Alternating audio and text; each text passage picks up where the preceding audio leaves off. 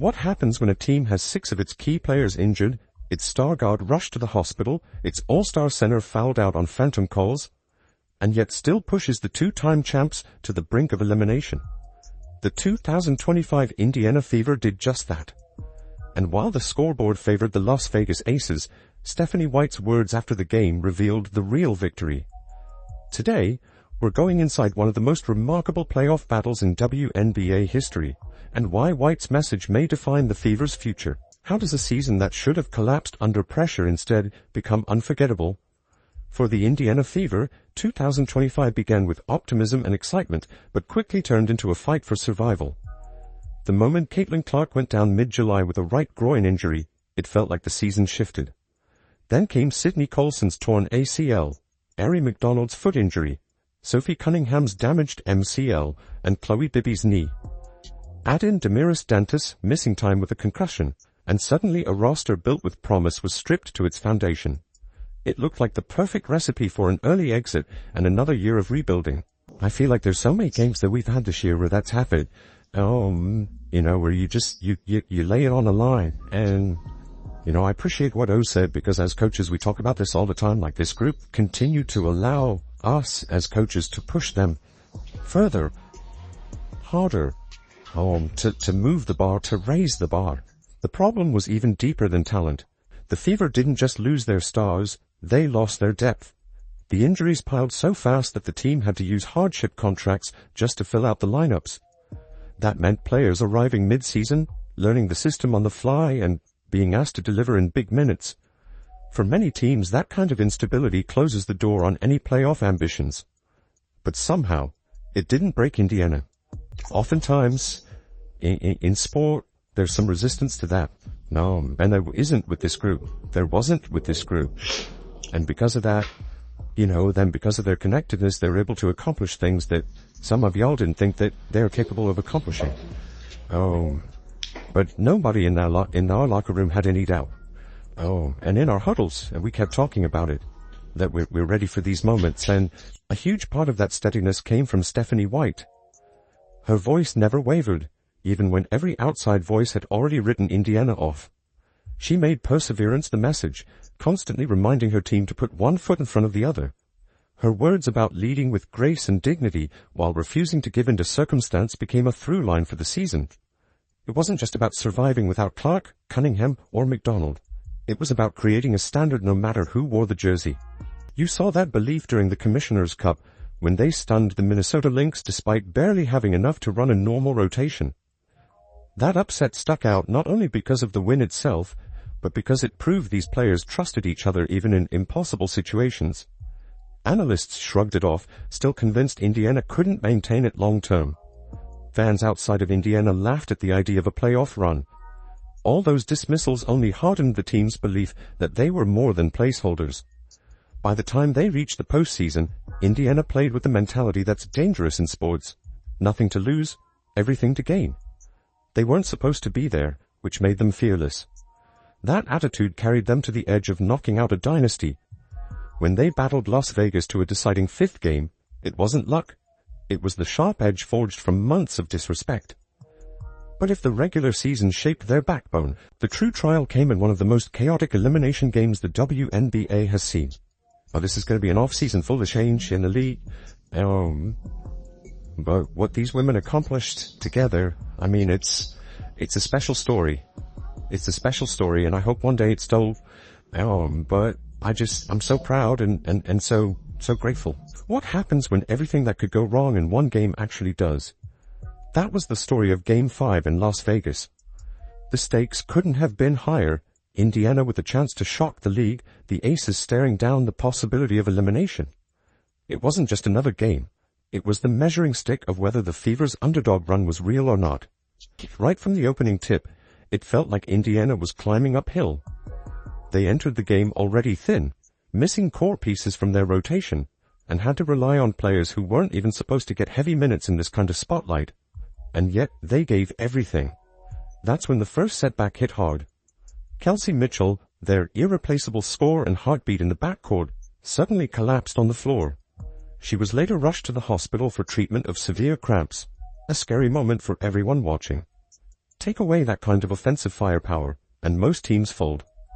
Indiana didn't. Meanwhile, Aaliyah Boston found herself battling not just the aces, but the whistle.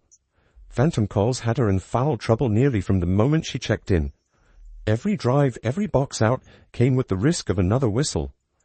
And yet, on the other end, Indiana's bodies were being bumped, shoved, and checked with no call at all. The frustration was clear.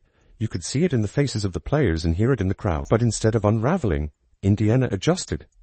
That's where the game turned into one of the most chaotic and controversial showdowns the WNBA has seen all season. While all this played out, Las Vegas leaned into its stars. A'ja Wilson was her usual unstoppable self, delivering clutch buckets every time the Fever made a push. Jackie Young kept slashing to the rim and hitting tough shots, reminding everyone why this Aces group has built its reputation as a dynasty. Every time Indiana appeared ready to steal the game, those two had an answer. But Indiana had heroes of its own. Odyssey Sims put together one of the grittiest performances you'll see in a playoff elimination game. She poured in 27 points, and it wasn't just the scoring, it was the timing. Whenever the Fever's offense looked stuck, Sims created something out of nothing. Her mid-range jumper, her drives to the basket, they kept Indiana alive. The physicality to finish over smaller defenders. Auer turns the corner, whips a pass, Hull gives it up, Sims connects on a three. Odyssey Sims now with 12 points. Lexi Hull, never the loudest name on the court, made those plays that don't always show in the box score. Rebounds in traffic, sliding over to cut off drives, a steal that led to a fast break bucket. This was the definition of team basketball under duress.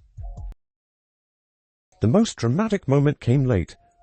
With just 27 seconds left in regulation, Aaliyah Boston was whistled out of the game, a foul that had everyone shaking their heads. Losing their star in that moment should have ended it. Instead, Indiana dug deeper and somehow forced overtime. The gym was buzzing, not because the Aces looked dominant, but because the Fever had refused to bow out. Overtime was survival mode. The lineup was stretched, the legs were gone, but still Indiana traded blows with Las Vegas. In the end, Chelsea Gray hit dagger shots that sealed the series for Las Vegas. But even in defeat, the story that night wasn't about the Aces advancing. It was about how Indiana nearly pulled off the impossible with everything stacked against them, setting the stage for Stephanie White's powerful words after the game. Why did Stephanie White's post-game words resonate more than the box score? Because in that press conference after the most draining and chaotic loss of the season, she gave Indiana something far bigger than a recap of a basketball game. She took a night full of whistles, checks, and heartbreak, and reframed it into a declaration of who the Fever are becoming. There's no circumstance that we went through on or off the floor. Because we had some off the floor stuff too. That they blinked. That they held their heads down. That they didn't just stand tall and face head on. Picture the locker room atmosphere. Players with ice wrapped around their knees, trainers tending to bodies pushed past their limits. A silence that only follows the kind of loss where you know the margin was razor thin. A team that had given every ounce of energy they had left still had to sit there and swallow a one-possession difference in overtime. Usually, that stings for weeks. But Stephanie White walked to the podium with a tone that didn't sound like heartbreak. It sounded like warning. She called her group, in her own words, an absolute joy to coach.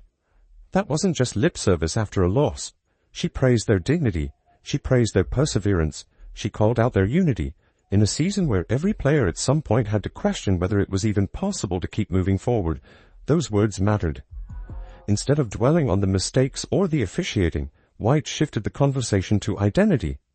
She showed everyone that this team had discovered something unteachable. The ability to stay together when everything around you falls apart.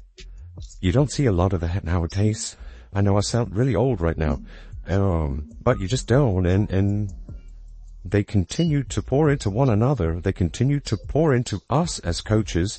They continued to allow us to push them on days and moments when they could have very easily just given up. That resonated with her players. Lexi Hull spoke afterward about how fighting through constant foul-outs and playing in chaotic rotations wasn't just about tactics. It was about pride.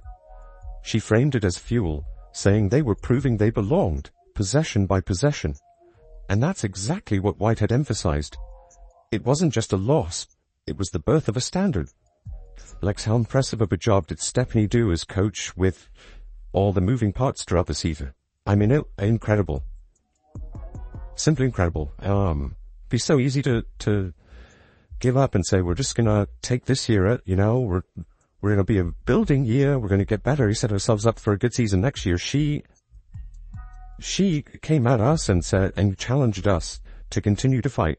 So not every coach could do that, and not every coach can motivate a group to do that. And so just really special coach, really special person, and grateful to be able to learn from her. Analysts picked up on that shift too. They stopped viewing Indiana as a patchwork roster that lucked its way into contention and started speaking about a foundation. This wasn't a random surge, they said.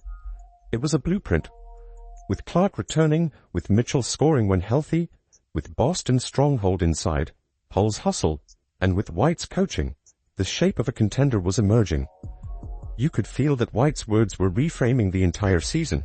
This season has been all about figuring out, no matter what happens, what comes on the court, and figuring out the entire staff. I mean, seriously, they just did a tremendous job with adjustments the entire season. No matter what, someone went down, we had different action. Like, they were quick on their feet, and that's how they've been the entire season. And so tonight, when Kelsey goes down, no surprise. But I think it also goes to show our entire motto has been next woman up. And be ready, stay ready, so you don't have to get ready. And I feel like that's exactly what happened tonight, and everyone was just ready when their name was called. That's why her press conference mattered.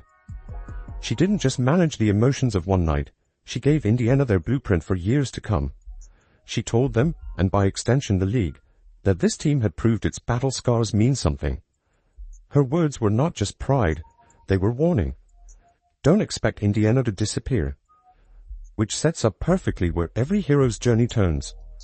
The Fever returns stronger because now they know exactly who they are. It's because you can't hold on to it. I mean, you just look at it, and obviously we're going to be watching the championship games, and that's going to be feeling that we want to be in that next year.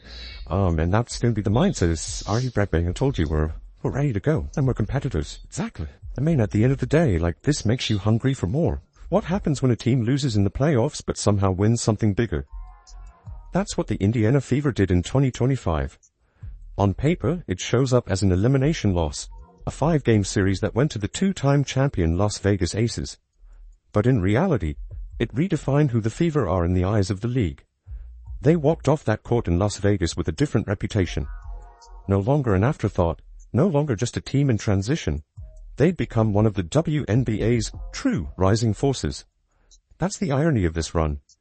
The series ended in heartbreak, but the way Indiana battled reshaped how opponents look at them. Analysts admitted it. Fans across the country felt it. Even rival players now know the Fever aren't just scrapping for respect anymore, they demand it. They beat Atlanta on the road in an elimination game. They pushed Las Vegas into overtime in a decisive Game 5. And they showed that resilience isn't talk, it's how they play. The loss didn't bury the season, it elevated it. And then came Sophie Cunningham's fiery statement. You better believe we are coming for everybody next season. That wasn't just a soundbite, it was a warning. A reminder that if you play Indiana in 2026, you aren't facing a rebuilding team. You're facing a group determined to take the next step into championship contention. When you look at who is coming back, the warning makes sense. Caitlin Clark, finally healthy, instantly transforms the offense with her floor vision and unlimited shooting. Aaliyah Boston remains an anchor inside, already one of the best interior players in the league. Kelsey Mitchell, who averaged over 23 points per game in the playoffs before cramps ended her night in Game 5, gives the team the scoring punch they can never do without. And then there's Lexi Hull, the glue player who defends, rebounds, and does whatever is asked. That core four gives Indiana one of the most balanced, youngest contender-ready rosters around. Honestly, I feel like I'm super proud of myself. Just like you said, adjusting and adapting. And for me, like, a championship's always on my mind. I think no matter what happens, like, obviously you hate losing, but you kind of started with your question with just the progression, that it's been. And so for me, obviously that's our mindset. We got a taste of it, Game 5 semifinals, and now we want the real thing. And that's obviously going to be our mindset coming in for next year. And I'm super excited going into this off season. Time to put a lot of work in and just get ready to come back and win. The reason this core works isn't just talent. It's Stephanie White's next woman up culture. She built an environment where every player matters, where no injury excuses a lack of fight. That philosophy carried them through 2025, and it's exactly what positions them for growth in 2026. Add more depth, keep their chemistry, lean on their identity forged through adversity. That's the championship blueprint. So yes, the Aces advanced, but the Fever won something far greater. Proof of who they are and the kind of future they're building. And that sets up 2026 to finally turn heartbreak into the season where Indiana claims what it has fought for. The Fever may not have finished with the win, but they walked away with something just as important. They earned respect. They found an identity. And they proved that adversity can turn into strength when a team refuses to fold. This journey showed everyone in Indiana that resilience is its own kind of victory. Through injuries, setbacks, and doubt, the Fever built the foundation for championships ahead.